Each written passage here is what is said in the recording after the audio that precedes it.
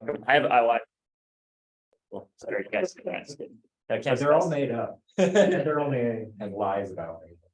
One other fun fact. Cam is really good at picking spots for lunch. He has a new place every day. Wow. Where are we going today? I'm gonna get a lunch. Yeah, so. Okay. I guess. All right, I'm excited. You guys ready to go?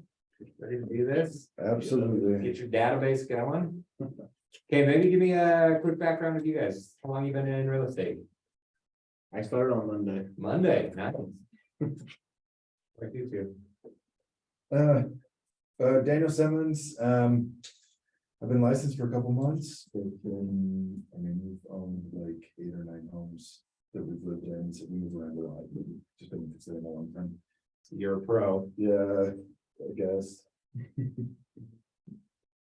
So, And Susie Simmons, I was doing real estate in Idaho Falls for about 2 years, and I'm just, working on getting my license now. Oh, cool. Let's see, we got some Zoomers too. Old and Jill. How long you guys been in real estate? Good morning. I've been in real estate about 5 years.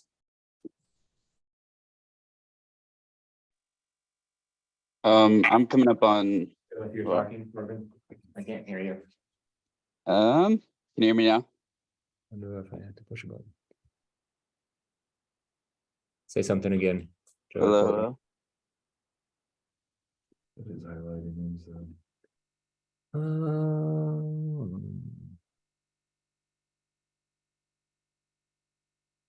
It should.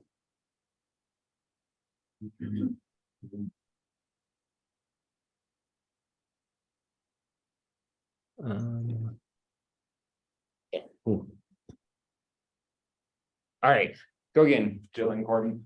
I think we can hear you now. Can you hear me? Yep, gotcha.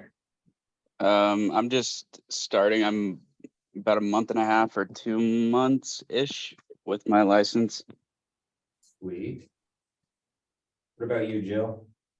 I've had a license for 5 years, but I've probably just really been working about a year. Okay, our veteran. Oh, well, not really. Okay, well, like Hunter said, this is the most important class. So let's see, who taught Wednesday? Angie. Oh yeah, she probably had a good class. But this is way better. This, if you don't do this, you probably won't have to do anything else from any other class. So you can waste all of your time like getting packets together and learning how to close deals, but if you don't have deals, then you don't know what to do. So basically, here's like the whole overview. We're in the lead generation piece to grow your database. So here's our game plan for the day. We are going to talk about building your database, feeding it, communicating, and servicing it. Kind of a thing here. Who's a good reader for me? I can read it. Yeah, go ahead. Your database is your business. Building up the number of names in it and a relationship with those names is really at the very core of what building a real estate business is all about. Okay, so your real estate business is about building a database with the most number of people in it and have the best relationships with them. Easy, right? How many names do you guys have in your phone? Like in my contacts? Yeah, you pull up your contacts. How many people do you have? Yeah, I had like 400, but when I went through and deleted everybody that I don't have any idea who they are or the businesses and things, I only had like 50. Whoa, Yeah, I'm gonna do better. I'm 1,600. Anyone beat me? I only have 397. I didn't know it told you. Yeah, if you go to the very bottom of your contacts, you can see 1,600? 1,600. I think I have some duplicates though. So That's still. call it 1,000. Call it 1,000. Okay, so I'm winning. I should have the best business. Right? Unless I don't have a relationship with those people, which is probably accurate. So real quick, I want to talk about the database and specifically in Command. You guys are all going to use Command, right? Or you're using it now. So in Command, they have contacts and they have leads. They are different like segments of your database. The leads are people you don't know, like maybe someone that called off of the sign that's registered off a Facebook ad, something like that. They're people you have never met, you have no relationship with them.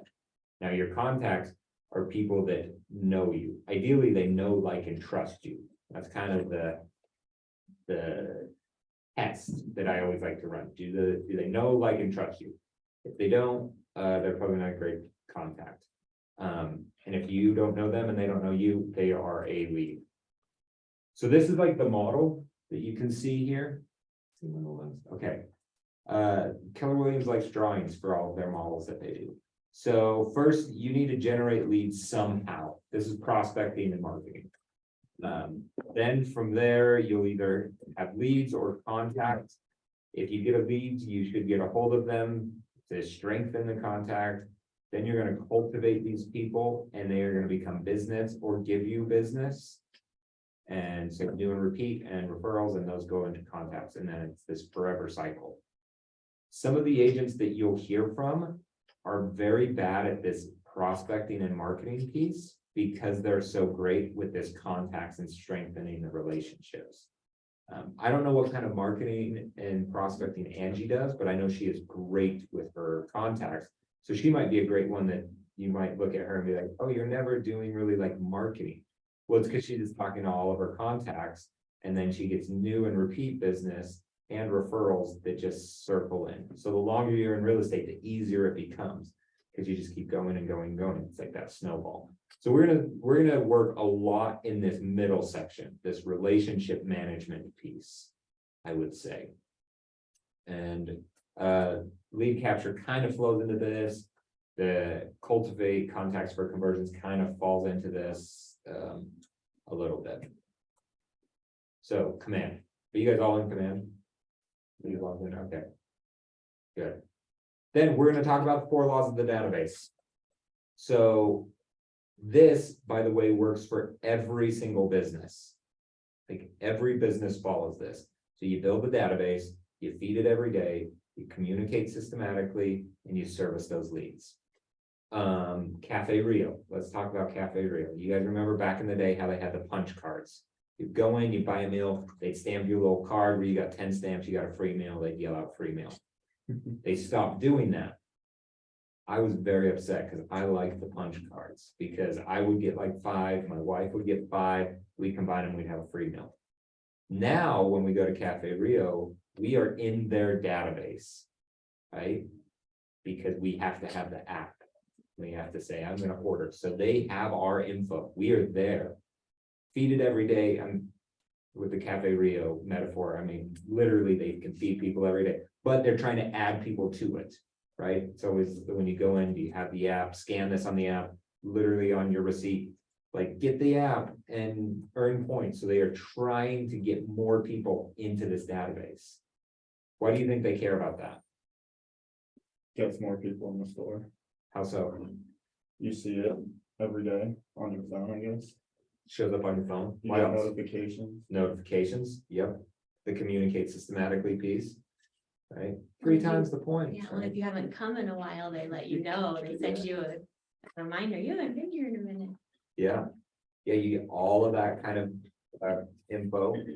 I have always wondered what kind of data they collect as well. Like, I know, like, if you get like the McDonald's or Taco Bell app or something, they are collecting so much info on you. I always wonder if Cafe Rio is thinking the same thing as being a smaller company. But I would imagine like they know what I typically order. They could start to come up with deals for me, reasons to get in, how long it's been since I've ordered. Am I like one of their high-end customers or one of their low-end? They know all of this stuff because they have the database. And then, yeah, systematically communicating with us. They do an email, a push notification, something to get us to go buy. And then service all the leads when we come in, they give us food. Simple. So it works for every business. We are going to focus on this for our business. because this is the cheapest, easiest, and best way to grow any business.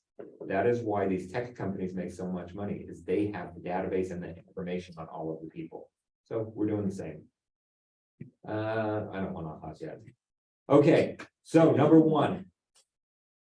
We're gonna build a database. Let's see, how do I chat here? I'm gonna add. Oh, no.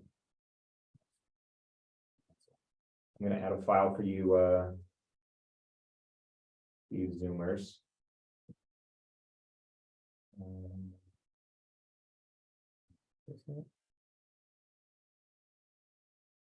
Maybe this is it. Mine PDF sounds the most real. Okay, so we are gonna build your database today. I know you're doing it in Command, but we're gonna kind of do practice. So I have a piece of paper. And we are gonna build our database.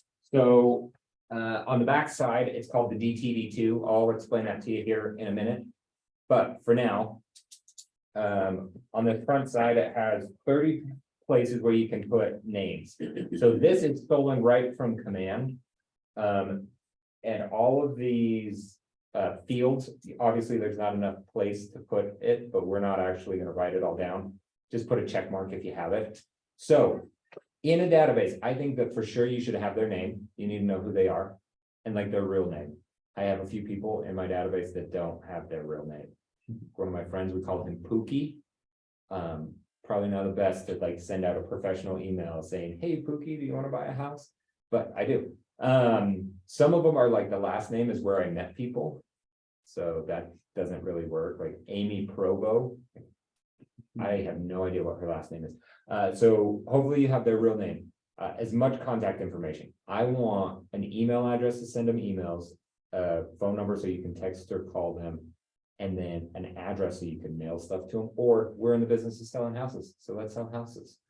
And then if they bought or sold. So you'll notice that there's percentages on the bottom of this. This is Command. If you want a 100% database, they have some scoring system. That's how they work it all out.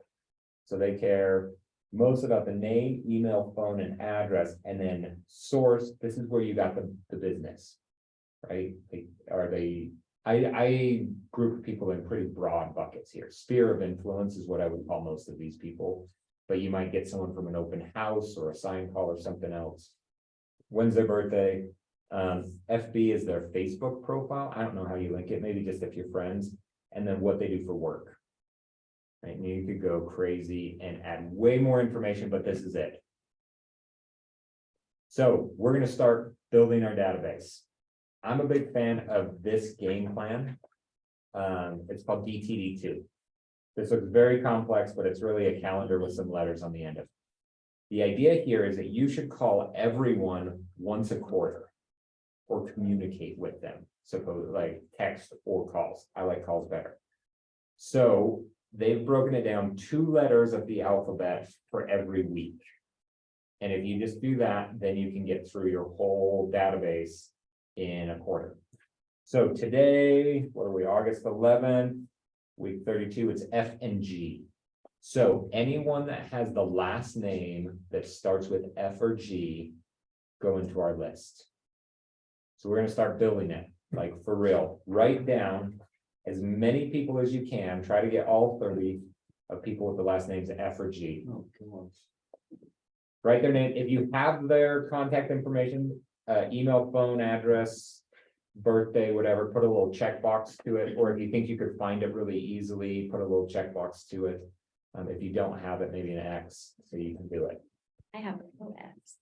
No Fs. I guess mine's sorted by first name. Yeah, and you can do that in your settings, you can change it to Change it. last name. Do that. I want to see how many I have in my phone. So, and as you're doing this, there's I kind of group people into three buckets, A, B, and C's. Right? So imagine that you're at the grocery store and you see this person. And A is a person that you would actually go up and talk to. You'd have a conversation like, oh, hey, I haven't seen you in a minute. What's going on? Blah, blah, blah. you catch up. The Bs are like, oh, hey, I know that person. You might wave, you might say hi, but you're not really having a conversation. Your kids aren't pulling on you to keep going because you're just passing by a conversation. The Cs are the people that you like go down the aisle, you see them, and then you turn and like kind of Homer Simpson back into the bushes Like, oh, crap. and leave and avoid them. Those are the Cs.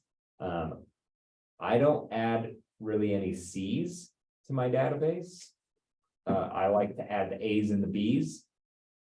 And sometimes I'll put the Cs if I'm like, I would be their friend.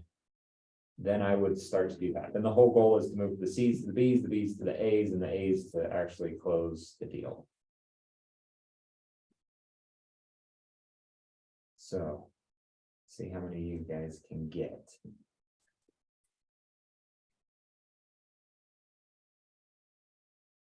We're just writing them down. Write We're them doing- down. Okay.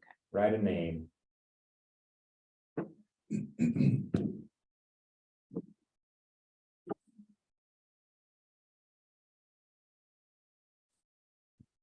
One person in my phone. With the G. That, I mean, I have. Half a dozen, don't know who they are, and then a bunch of them from Texas. Also, by the way, out-of-state people are my favorite to put in my database. Because you don't have to actually service those leads, right? Like, so the whole idea of this service the leads, you're servicing the leads by passing them to another agent. And you get a referral fee. So the very best way to do it is stay in contact. Oh, did you want that? I know it's me.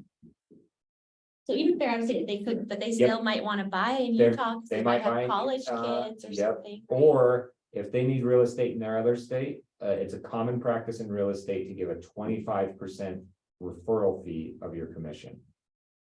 So you average average commission like 10 grand. If you refer someone to an agent, you get $2,500 just for passing that lead to them. So if you can figure out some way to have your people call you, even out of state, then you will just give a bunch of money.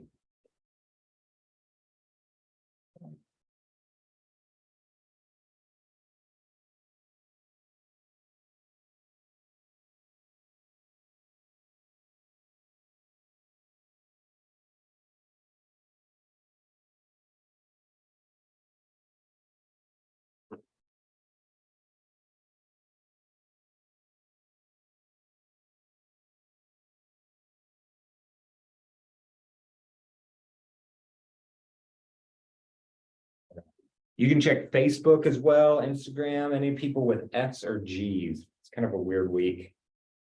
Looking through my phone to see who I have. Angie Fisher, here she is, right in my phone.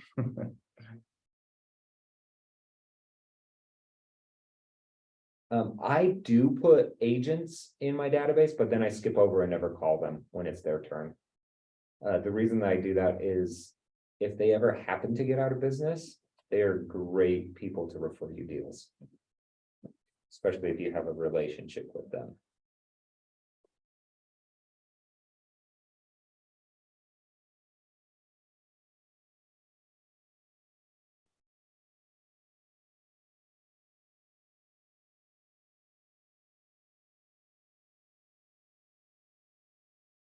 Actually, even going through my F's and G's, I have a few that I should call.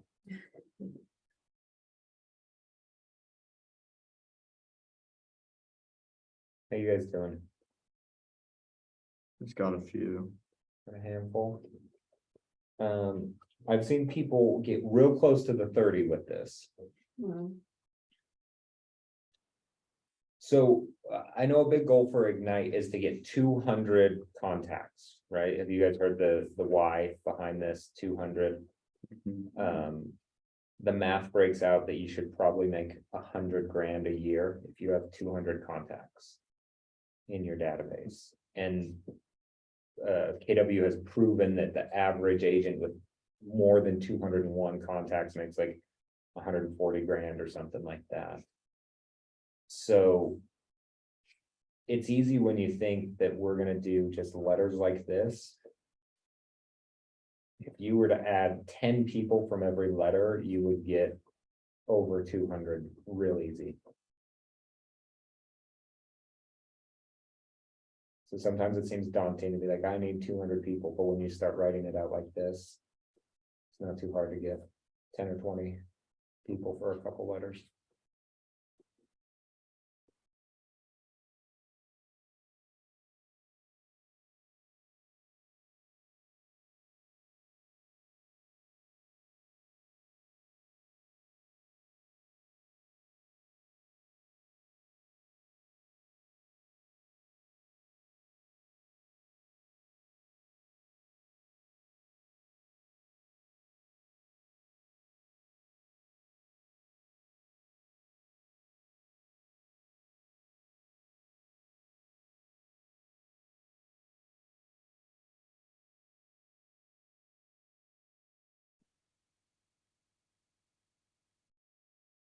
All right. 22. 22, see, that's great. Imagine you do this every week, you write down 22 names. You'd have a lot of names. I can't do 13 times 22, which is the quarter, whatever that equals. Okay, and then if you guys want to get a little more creative over this class time and start defining them, we're gonna work on segmenting and other things like that. But basically, this is the plan. This is the DTD2 plan, do the database. So you can just see each week who you need to focus on. And right, your first week like this should just be finding the who. Like, who should I call? And then put it into command. You can even add a tag in command with that would say like F and G. And so then when we hit F and G here, when's the next one? In November, you just click that tag, boom, it lists out all your people. You can just call down the list super quick and easy. So it's this initial one that's a little harder and then it gets a little bit easier. So 22, anyone beat that? Zoomers can get more than 22 people. So this is what command looks like if you guys haven't jumped into it. Name, phone number, email, blah, blah, blah. It has notes all on the side so you can keep in contact with them, know what's going on. If you need help, just go bug Hunter. I don't know if that's his official title or job or anything, but he knows so much. So you can just bug him with that. So any quick ahas from making this list? How hard was this? Do you feel like you didn't have enough people? If I said, do this every single week for the next 13 weeks, so you do all of the letters, or I guess 12 more weeks, do you think you would get to 200? Maybe. So if you don't think you could get there, then you need to make new friends. I always think of the show I Love You Man, that movie, where he's trying to make like adult male friends to be in his wedding. Like, how do you even do that as an adult? But really, if you think about it, you guys probably know way more people than you even put down on your list, right? Think about like your kids' friends, your friends from high school, people you do your random activities with. Like I play soccer every week, and I play with, let's see, there's 12 of us on the team, but every time we sign up, we lose like 1 or 2 and add another 1 or 2. And so I've probably played with like 50 guys over the last 5 years. So that's like a huge chunk, and a bunch of them aren't in my database. Like all of my neighbors, I lived in the same neighborhood now 7 years this time, but I actually grew up in this neighborhood. So like basically my whole life, I know all of these neighbors. Like I have tons of people that I could know that aren't in my database. And it's not, are you comfortable calling them is a question. It's like, do you know them and do they know you? That's my biggest thing.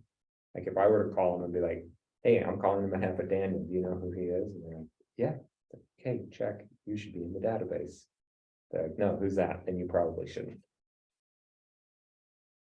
All right, feed your database. Let's talk about adding more people. So prospecting versus marketing. What's the difference?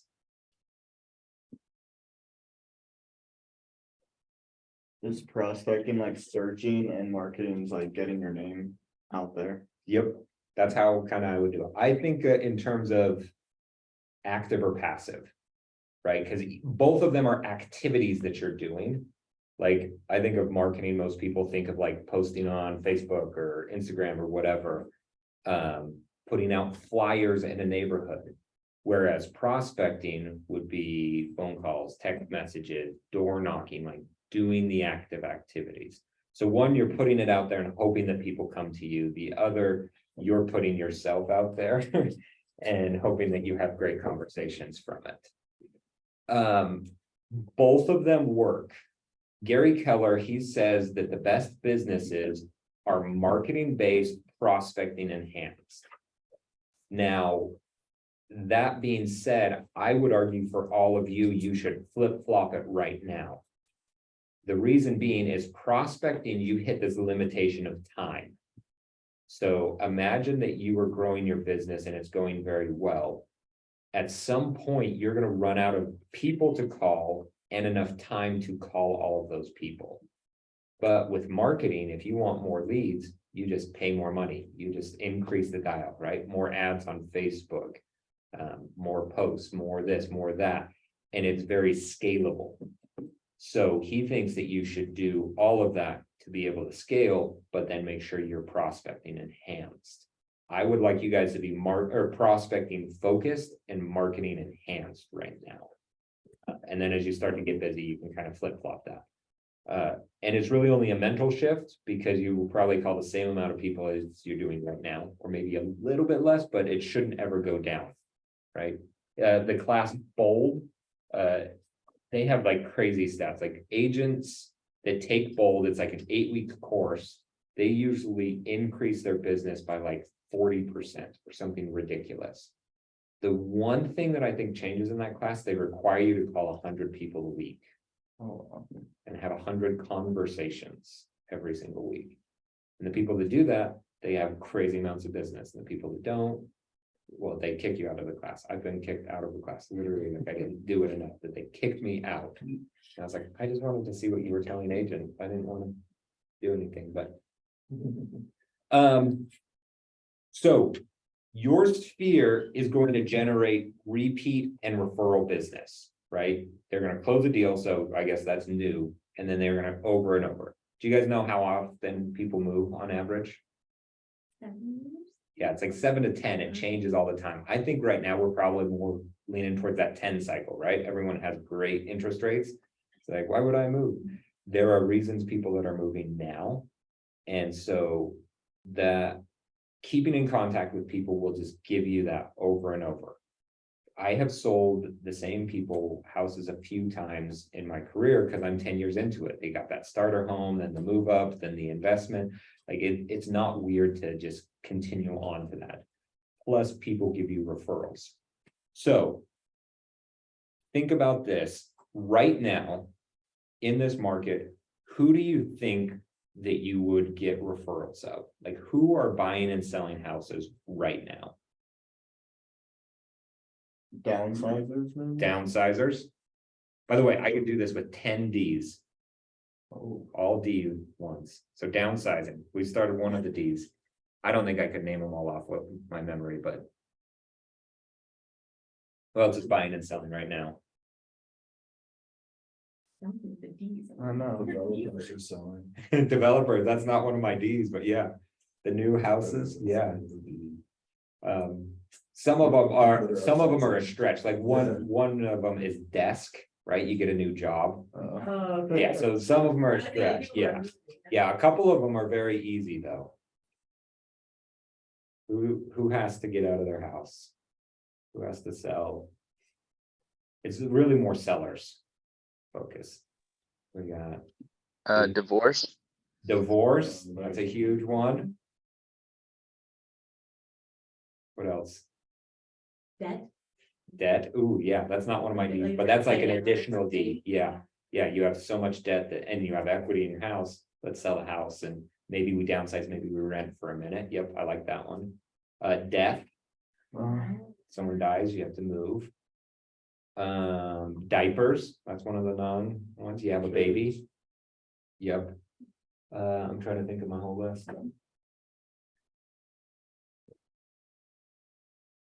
What's that, like 5? We only named 5 out of 10. The 11th that someone put was the wife. The wife. Like, that's, yeah, the wife doesn't Good. want right now. Could deployment be one? There you go. Yep. Yeah, in the military. So think about these people, right? And we can go on and on and on because there's probably way more than just 10 reasons that people would move right now. Do you know these people? You know, like death, for example. I have a friend that's in the mortuary business. Very strange thing for someone to graduate college and get into that, but that's what he does. Like, he could be my best friend right now and probably just refer deal after deal after deal, if that's where I wanted to focus. Someone on our team has a divorce attorney that he's like sold like 4 houses to his practice, the building that they're in, everything like that. So he could work with them and his whole divorce attorney team to try to find them. Who do you guys know, or who's in your sphere that you could reach out to figure out? It's kind of like that influencer kind of an idea, right? I have a friend that works with people that are dead and their families, so he's my influencer to all the dead people. Where else could you get it, right? You have military friends that are being deployed and moving around a lot. Can you get into that community? The other way to think about it is look at the bulk of your people and how you could help them. Right? Like, what could you offer someone to help them buy, sell, or invest into real estate? You know, like Hunter, for example, is really young. He does really well, and he's about to graduate, just graduated, yeah. And so he has all of these friends that are in his same age. His sphere is mainly people that are just graduated. How could he help them? And so it might be like, hey, I have a game plan to help you get in your first house. It might be now, it might be in a year, it might be when they find their first job, whatever that looks like. So you can think of who your sphere is and kind of design a lot of that around it. And then even ask specific questions, right? Ensure that the sphere will refer you. And you could start kind of with the end in mind. This is my least favorite activity from this. Like, what do you want people to say about you and your business, and kind of build it backwards? We're not going to do that. Ahas. Building your database, feed it every day. What are you guys taking away? Now we know the people, we just need to make contact with them. Yeah. So easy.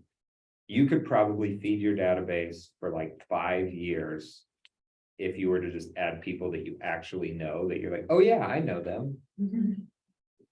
You probably don't need to go out and meet and find a lot of people. A lot of real estate agents look at their business and think, I need to go market to find more people, where really they just need to take the people that they know and put them in their database. The database or database? What do you guys say? Database. I don't think it really, I think it's either way. I always say database and then I question myself, and halfway through the class, I feel like I'm switching it. Either way, it's wrong. Okay. To succeed at a high level in real estate sales, you must commit to frequent contact with your database with the intent of building close relationships. So how often should you talk to your database? 4 times a year, Yes. at least. This says frequent. Yeah, 36 times. Yeah, so you should call them 4 times, you should email them 24, you should have 56 touches. I don't think it really matters. I think frequent is good. Have a systematic plan. That's the whole idea of the 36 touch. So I think you should follow that.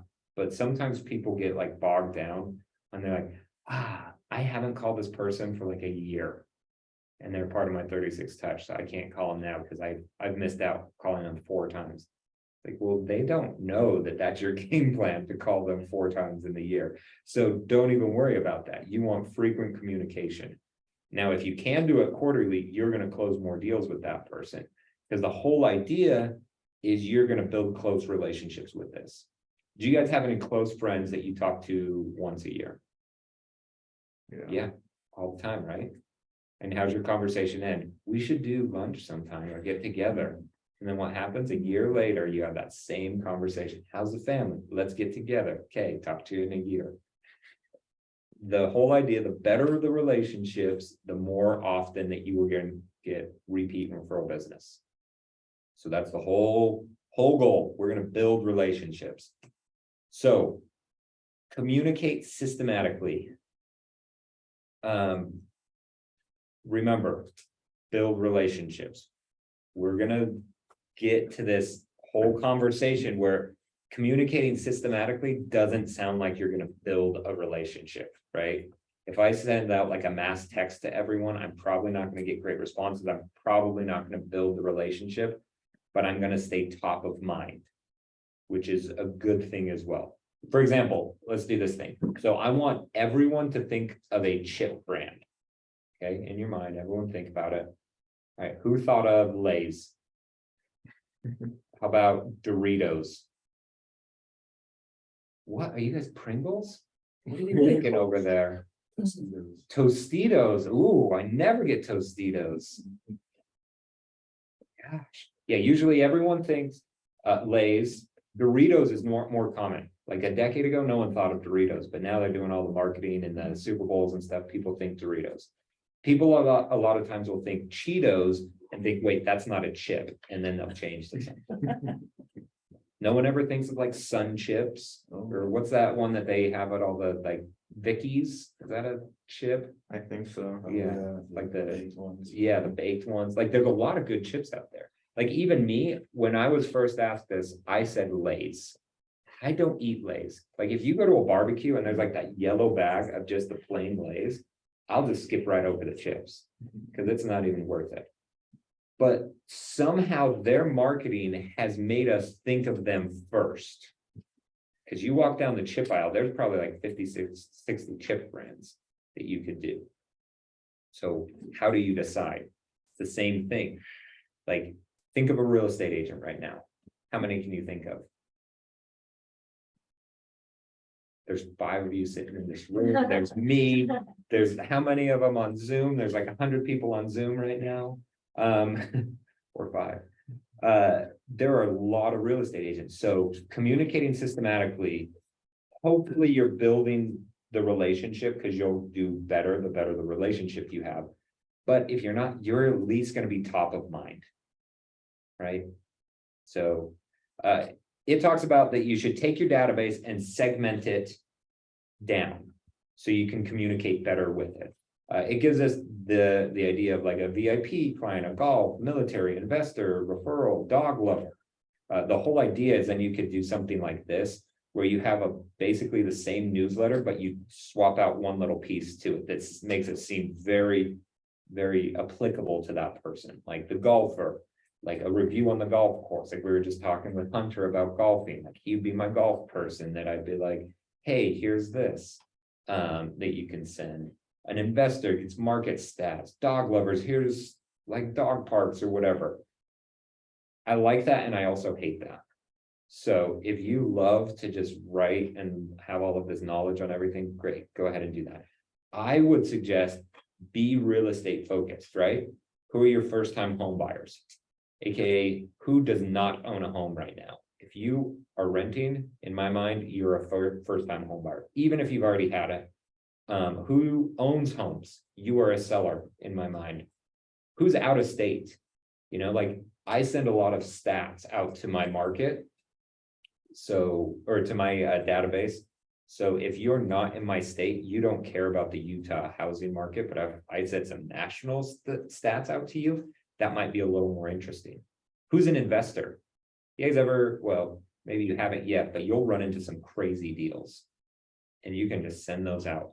So I am a MAPS coach. I don't know if you guys have heard of MAPS coaching. It's something that Keller Williams does when you get up to 75,000 in GCI. You can personally hire a coach like me. There's like 100 of us in the whole company and we do one-on-one coaching every single week. I have a client that he works mainly with investors. He's segmented his database based off of what the investors want. You know, this person wants a condo, this person wants a multifamily, this is single family. And then all day, every day, he just goes and tries to find deals. And then he sends out a text message to all of the people in his database that are segmented that way. And he calls it the deal hotline. And so he said, save this number as the deal hotline. And he just texts out, here's the deal, here's a link for more info. And that link just goes to his website with the listing, or like a Google folder with a breakdown of like pictures and stuff like that. And he sells 30 or 40 houses every year doing that as his strategy. Like, that's his whole strategy. He's segmented his database and he focuses on what they want. Now that is like uber segmented with just investors, because that's the whole thing. Now his challenge is his wife just got into the business and she doesn't work with investors at all. So now he's like, I need to build up my database with people that aren't investors and try to sell houses as well. So yeah, but I would put them in smaller buckets like this of who you can send information. Then you can do the same idea, right?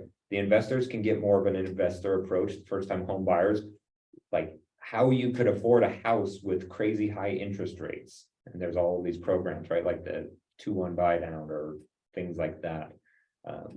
The sellers, like why you should swap your high interest rate for, or a low interest rate for a high interest rate kind of a thing. Like if you can come up with a reason, you can send that out. Now, this seems like a lot of what to say to people. So leads in the system, remember, these are the people that you don't know. KW says you should run, it's called a 19 to connect. Call them every quarter, email them every month, do some sort of mailer or event type thing, two mailers and then one event. That is the dream. To be honest, 99% of people don't do this. If you were to just call them 4 times a year, you would probably be better off than most agents. They did some study about how many real estate agents call leads back, and it was something like half of agents don't even try to call a lead. Can you believe that? Like they literally would leave messages on real estate agents' phones like, hey, my name's Cameron, I'm interested in your listing at blah, blah, blah. Give me a call back. Half of them wouldn't even call back. Speaking of that, I made an offer on Hunter's listing last night. My buyers just called me. And I'll call him back, hopefully. So your whole goal with the leads is try to connect to them. There's a whole bunch of different program or model systems you can use. One I've heard of called the 4 days of love. It's basically a call, text, and email every day for 4 days. And then if they don't answer, then you just send them emails forever. There was an 8x8 where every week you call, text, and email. And then there's the 21 days of pain where you just call them every day for 3 weeks. The whole idea is you just need to get a hold of these people to just figure out what the heck is going on. And a lot of the best messages that work are the like, hey, is this so-and-so? Or if you were just like, say, hey, I just found this awesome home, let me know if you're interested, and you put a link in there, but you like remove one of the periods or swap some letters around so it doesn't actually go somewhere. And then people click on it and they're like, hey, that link didn't work. And it's like, okay, you're real. Like there's a lot of like gimmicky, hacky things like that you can try to do. But really with leads, you're trying to connect with them to know if they're real.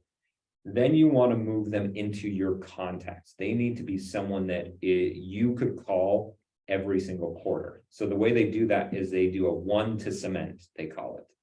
I wish they were more specific. They say a high value touch is what you should do to get someone from a lead to a contact. Seems very vague. In my mind, that high value touch is you should meet with them. Go on an appointment. If they're a buyer, have a buyer consultation. If they're a listing, have a listing consultation. If they are a year out from buying, have a buyer consultation now and have a buyer's consultation in a year from now. Have you guys heard the saying, buyers are liars and sellers are too? It's a saying. I don't know who made it up, but I have never enjoyed it. The thing I think they say that because buyers say, I'm gonna move in 1 year. What are the chances that they move in 1 year if they've told you that? I would say it's like a 0% chance that they move in 1 year. Do you know when they're gonna move? They're either looking for a house tomorrow, they're gonna move in 2 years, 3 months from now, they'll call you like, I just went under contract with the new construction. They have no idea of their actual timeline. It is all hopes and dreams. And so that's why this leads, you call them and email them often, and then the contacts you do as well. The one to cement, it's like 75% of closings work with the first agent that they meet. Isn't that ridiculous? Like, you could be a crappy agent, and if you meet with people, statistically, you are the agent that they will use. So why not meet with them early and often? It's kind of what I say. So one to cement, I would say, have an appointment. It might not be the same kind of buyer presentation. You're not gonna be like, let's go out and look at homes after this. Kind of an idea, but have an appointment and meet with them. Educate them with the process and everything. And those are other classes in Ignite. So if you're like, I don't know what to do, don't worry. And then 36 touch with the contacts. Did I write this down? No. Okay, let me tell you how to run this without making it difficult on you. Because if you read this like a bi-weekly email offering some type of information or value to the customer, does that scare you? If I said now you have to write an email every other week to every single person that you know. Okay, so we're going to do it differently. Your very first touch is, hey, I'm in real estate. I want to send you houses. They're like, I'm not looking for houses. Like, that's okay. I'm still going to do it. Do you want me to send you houses around you? Or do you want me to send you like your dream houses or something that you would buy in the future if you did move? And then get their information, set them up on a hot sheet on the MLS and set it to go out every other week. And then you're done. You don't have to do it ever again. Then it makes it real easy. You call them every so often, like, hey, how are those houses? Am I sending you too often? Not enough? Do you want more? You want me to change it? What's going on? You like any of them? You want to go see them? Like, maybe you're not buying right now. Let's go see a cool house though. We can do that. So that's the easiest. Keller Williams in Command offers a neighborhood nurture. No, what do they call it? Neighborhood nurture. If you have their address, you can click one button. It will do this every other week email of all the houses around their house, like the same neighborhood they're in. Some of the neighborhoods suck though. I live in Riverton. Yes, Riverton. It's like 25 minutes from my house to here. So some people are like, oh, you live in Salt Lake County. Why do you come down here? I'm closer than Eagle Mountain. Like 25 minutes. Yeah. And unless there's traffic, which there is often. But my neighborhood is called Riverton, South Jordan. So as you can imagine, I don't get very good data from that type of email. If you set it something up on the MLS, you can be very exact, draw it out and stuff like that. 2 events every single year. KW here, we offer 2 events every single year. You do have to pay for them, so you can opt in or out of these, but if you're willing to do it, our next one, I think we do Jakers. We'll probably do it again. We rent a pumpkin patch. You can pay for your people. It's like $5 or $7 a person that come, and you just invite whoever you want and hope that no one comes, but you get to invite them because then they're free, but you invited them. 4 touches promotional mail, such as direct calendar. So send them something on their birthday, send them something on Christmas, or even better, Thanksgiving, because no one's doing Thanksgiving cards, but it's right at that same time.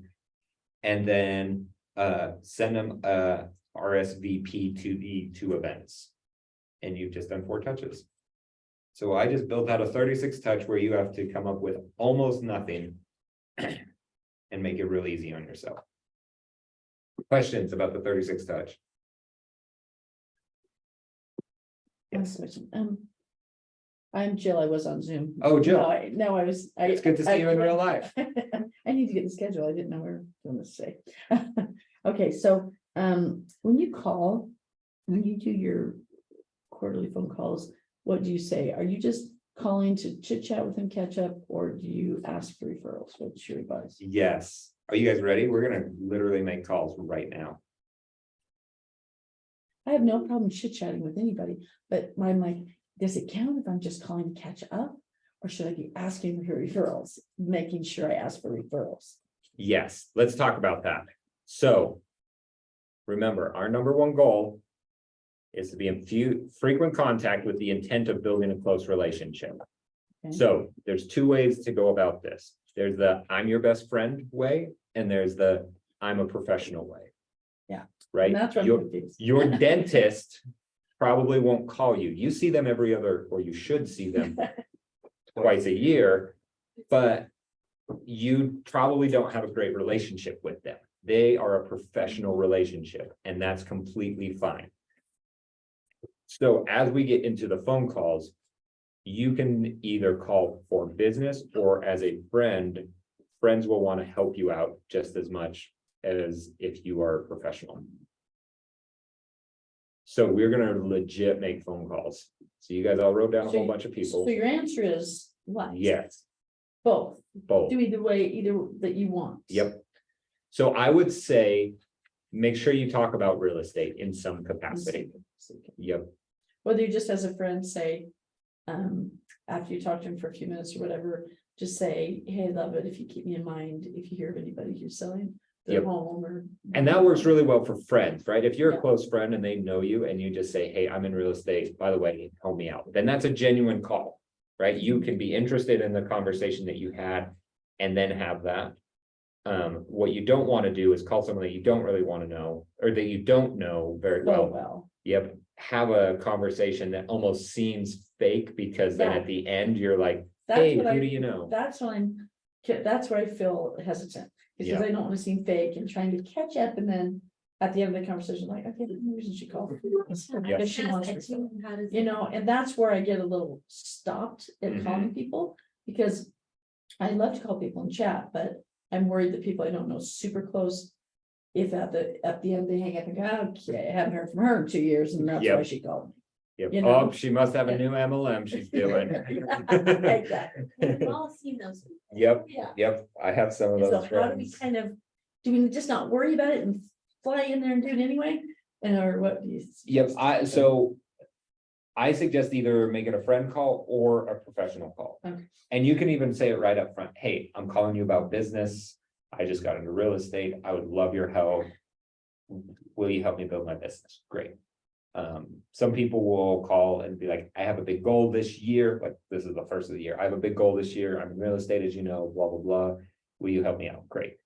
Now, at this time of the year, it's like, hey, the year's kind of wrapping up, believe it or not, like.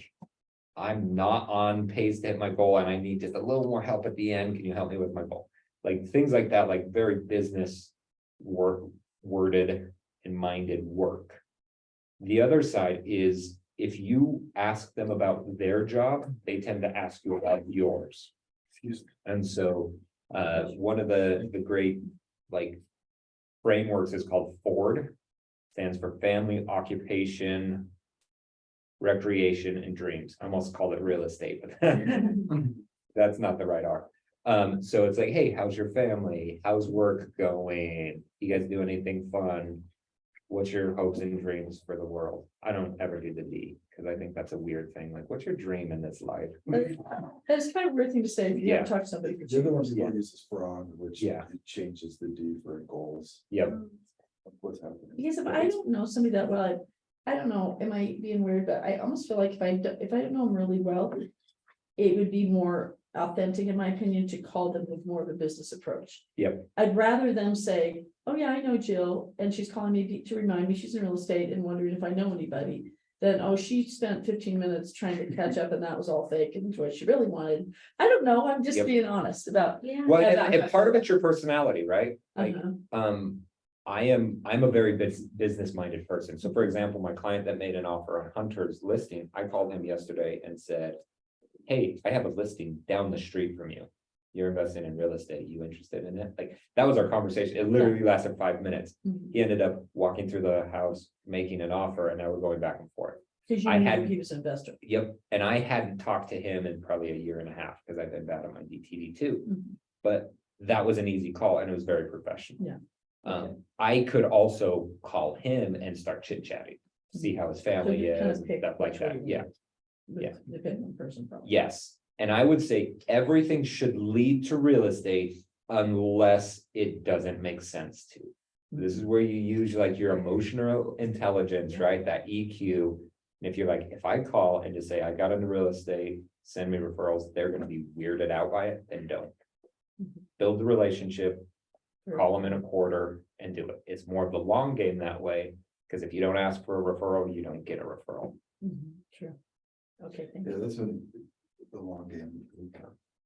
I try to be super patient because I don't have to force something to happen today. Mhm. It's a long game. And then the same thing for me is been, I haven't made a phone call to somebody in years. Like everything is on text or on social or whatever. And so I'm not trying to transition our relationship from one thing to something that it isn't overnight either. And so sometimes, like, for me, a lot of my contacts are still being done over text. Is that bad? Especially- Is it the I was same? gonna ask that too, like, is it You okay can't to do the just same? kind of start softly and reach out to these people with a message? Because some of them I haven't talked to, you know, for 10, Right. 15 years, and maybe, is that okay? I'm trying to get everyone to a lunch as quickly as possible to like a face to face, use text to That's good. contact and get them face to face. And then shift the relationship a little bit is pretty my strategy. But So are you guys ready for some growth? Yeah. We're gonna get you uncomfortable then. Mm. We're gonna make phone calls. You have your lists. Jill, did you write down I was people? driving, but I can hurry right. Okay, F and G, write as many people as you can, and we're gonna call these people that you wrote down. The only reason you could not call them is if you've talked to them in the last 7 days. Okay. Okay, so. Unless it's like your mom or something, still call her. I wish my mom was on this list. Yeah. So now that I'm saying that you're going to call it, what are your objections? What are you worried about? Hit me with it. I already hit you with my, I hit you with. What my do you biggest say? thing. Corbin and Victoria, we're gonna have you guys do this too, so be ready for it. What are you worried about? Why would you not make these phone calls? Oh, there's definitely anxiety involved. Yep. One thing is I don't have like an actual relationship maybe with them. Hmm. Like it's been 5+ years of mutual friends, I guess. Yeah. So could be a little awkward. Like, why are you calling me? Yep. Yeah, a lot of people on my list, it's been like 10+ years, like college. So, I mean, the anxiety is the issue and the same things that they're saying, but those I could get past. But if somebody called me like that, I would put up barriers. immediately. I'd be annoyed. Yeah. What could someone do Nothing, to make it not annoying? text me. Make it softer, text me, invite me to lunch, and then develop a relationship. Right. So, I feel Okay. like if, I was gonna say, I feel like if you make the phone call, and say they were to set up a boundary or they were to stop contacting you, then that's just one that you can cross off, I guess. yep. Maybe it wasn't a person that was somebody to keep around. Yeah. So there was a study done. Hopefully this makes you feel better. About getting a job.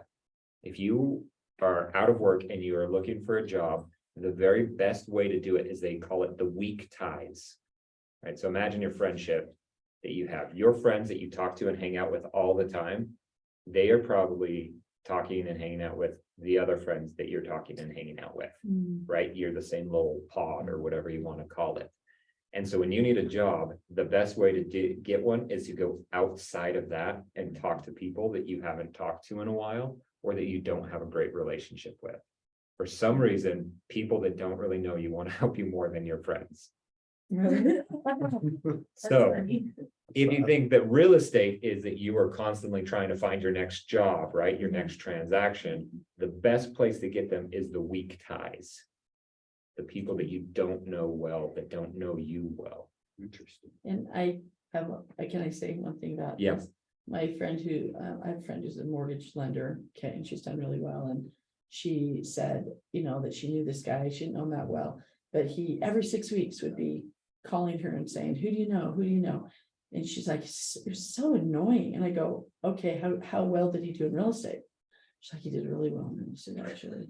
And that really clicked for me, like, yeah, it was annoying, but who cares? He makes a ton of money in Yep. real estate. Yep. So I mean, that helped me be like, hey, yeah, you might be annoying, but are we doing this or are we not doing this kind of thing? Well, You know? I come back to the givers and the takers Mhm. a lot of the times, like, great book. Some people give, some people take. And if you're just constantly calling them like, who do you know? Who do you know? You are a taker. Mhm. But if you are giving some value of some sort, then you become a giver, and it's just harder when you are trying to like prospect for you and your business in a giving way. But that can be done, right? Like some of these people you haven't talked to in a decade, like they're probably great friends. Like I randomly will call people on the way home from work on the freeway all the time, and I just straight lie to them, but it works every single time. Be like, wait, where are you right now? And I'll just like call someone that I haven't talked to in a decade, and they're like, I'm at my house, or I'm just got home from work, whatever. Why? I'm like, oh, I swear I just saw you driving on I-15. That's great. And you know what they say? Oh, no, but I do take I-15 to work. And I'm like, oh, that's so crazy. Like, I swear I just was driving past you at the point of the mountain or whatever, That's smart. as I was looking at people. That's smart. And then I say, what are you up to nowadays? Where are you working? And we jump right into the Ford script, and then they mirror it right back to me. Oh, what are you doing? Oh, I'm in real estate. And I, oh yeah, I think I've seen some of your stuff on like social media and whatever. How's the market? And boom, we're just talking about real estate. So a lot of the times you just need an excuse for yourself. It's not as awkward on the other side if you actually care about the person. If you just care about getting a referral, then it probably is annoying. Yeah, I would agree. Yeah. Okay, I said devil's advocate here. So Okay. a friend just did this to me and I didn't like it, how she did it. So I'm just gonna, Okay, let's expose the way she did it and tear it apart. Right, Yes. and do better. So she's doing some, beauty thing, some Uh-huh. Avon or whatever, new skin thing. And she reached out, caught up with me on Facebook and shared an old memory. And I thought it was awesome. So I was like, oh yeah, how cool. She's reaching out. It was so cute. We chatted a little bit. And then the next day, she's like, will you share this post this on your Facebook for me? See, that's what. And I hated that. I was because then like- you felt like that whole conversation you just had was. And I don't want to post something about her beauty thing on my Facebook. Yeah. And so then it just kind of discount, and I felt obligated to do it. And then now I just left her on red. And it's really awkward. Now I feel like I can't talk to her anymore. Yep. Yep. Anyway, so I just want to like, how do you make sure that so I don't want to like make anyone feel like they have to avoid me now, or they have to give me something. She was asking you for something instead of giving you something, right? Yeah, so what's the difference there? Because now I feel awkward that I can't even Yeah, talk to her anymore. so let's break it down. How could have she done that differently? And then let's do it differently. Yeah, it's like I saw right through it because I've been in this. And that's what I was, Yeah. wondering, like, that's what I don't want to look like to. Yeah. people, too. So if So- her whole intent would have been to build the relationship, how would have that gone differently? Yeah, and at first it was awesome. So I was Yeah. like, oh, that was cool. Don't you kind of get excited when someone you haven't talked to reaches out to you? Friends Yeah, Back in the day, back in, yeah. but, so I think maybe, I don't know, maybe had she asked, I guess I don't know what could she have asked of me that I would have done. Maybe if she'd asked me if I knew anyone who wanted products, I would have said, yeah, I would totally send you someone. But I felt like maybe she asked too much of me to put something on my personal Facebook. Yeah, well, I think she probably could have left it at that, and then even just, you would have been more connected with her at that point. Yeah. You didn't pay Right. attention to her posts. Yep. Yeah, or And like then- did. Yep, and then a few weeks later, a few months later, she could have reached out and been like, hey, it was so great catching up. Like, you've probably seen, I've been doing all of this stuff. Do you know anyone? Yeah, And like, that wouldn't be weird. It almost like, doesn't negate your conversation that you had before. yeah, I'm like, oh, she just reached out because she wanted me to do something. yeah. The other thing is if it comes up naturally, which, I guess beauty maybe could, but real estate almost always comes up naturally when people hear that you're in real estate, they're like, oh, tell me about this. So, I would say it's easy real estate. Most people, if they know I'm in real estate, will ask me. So it Yeah. is an easier conversation to get into. That makes sense. I used to be in beauty, that's why, for many years. Yeah, and So, for females, it is a natural topic, but it just didn't feel sincere, or authentic. It was like. Yep. Ew, I don't wanna do that. maybe what you're saying, like, give them something, like I was thinking maybe these people, a few of these young girls that have little kids, I'm gonna call. Maybe I could say, hey, would you want to be on my list to be invited to the pumpkin patch? Like, that's Yep. an excuse to give her, and if she, oh yeah, we'd love to do that, and then that's, I was just thinking that is a way in for me with some of these younger gals that have, younger than me, Mhm. that, you know, that have little kids. And just, and then, oh yeah, I'd love to be on, you know, and then, hey, if you can think of anybody, you know, that's how I'm. Yeah, you so know, thinking. so some people love to have a script to say. Mhm. I love to have an excuse. Mhm. So I'm gonna give you guys 3 excuses. We're gonna use that as number 1. Okay, it's the pumpkin patch. Pretty soon I'm gonna do a pumpkin patch. I want to invite you and your family. Mhm. And then you can even end with, who else do you know looking to buy or sell a house that I could invite to that as well? Ah. And so you kind of get a referral there. two. Number 2 is say something like you're in real estate and you send out houses, you'd love to send houses for them. That probably works better if you talk to them in the last couple of years. Say that again, because I was trying to write the other. Oh, yeah. Hey, I just got into real estate. Part of what I do is send out houses. I'd love to send you a list of houses. Like either your dream house or what your neighbors are doing or whatever. But not spam you about it, so I'll send it every once in a while. That's a good reason to talk to them, because you're giving them something. Yep, you're Offering adding something value. instead Yep. of asking them to do something. Exactly. Yeah. I think that's where it softens. Yeah, and you can have a lot of variations on things like that, like, hey, I work with a lot of buyers right now and like crazy question. What would it take for you to move out of your house? Like, what offer would you accept today to move? What's your make me move number? Mhm. And literally have them give you a number. So you can ask a lot of like value add type questions around real estate. The third one is, hey, as you know, I just got into real estate. I'm in this class and my teacher is having us call people to see who they know looking to buy or sell real estate. Okay, if I'm not new, and a lot of them know not. I'm Oh, yeah. new, You can say, I'll just, I'm in a class, or as you see here on the screen, I have a point system. So you can also say, I am in a competition today or this week or for the next 7 days to see who can get the most people looking to buy or sell real estate this year. Who do you know find that I most should know? people, find Yeah. most people. I'll get it. Yeah. So we could totally use cheat. So cheat and Blame it on the blame me. teacher. There is your excuse. So you have 3 excuses. So we're gonna take about 15 minutes. Okay, so we gotta go somewhere else. We can't. So we'll wander around on the level, maybe jump in some of these conference rooms or downstairs, and we'll meet back here at 11. And if you see our friends here, tell them to make some calls. What